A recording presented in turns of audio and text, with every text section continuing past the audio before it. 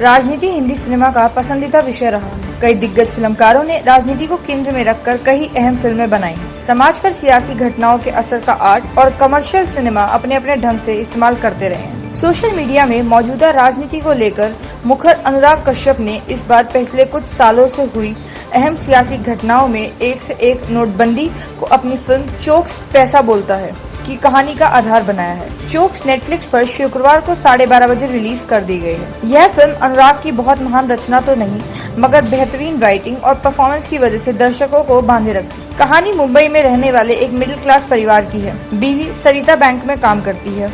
पति सुशांत बेरोजगार है। दोनों का एक बच्चा है। सुशांत नौकरी छोड़ चुका है। दोस्त के साथ इंश्योरेंस पॉलिसी बेचने का काम करता है।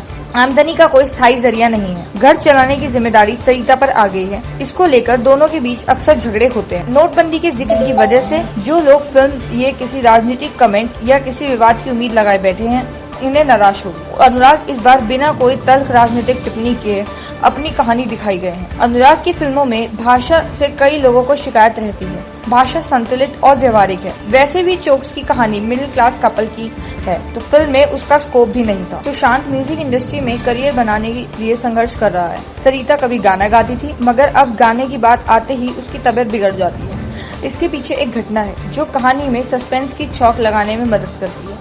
इस घटना के फ्लैशेस बीच बीच में आते रहते हैं। पति पत्नी की इस कहानी में पहला ट्विस्ट तब आता है जब एक रात सरिता की किचन की नाली जाम हो जाती है। जाली खोलने पर गंदे पानी के साथ प्लास्टिक में लिपटी 500 और 1000 के नोटों की गड्डियां बाहर आने लगती। सरिता इसे माँ लक्ष्मी की कृपा मानकर रख लेती है।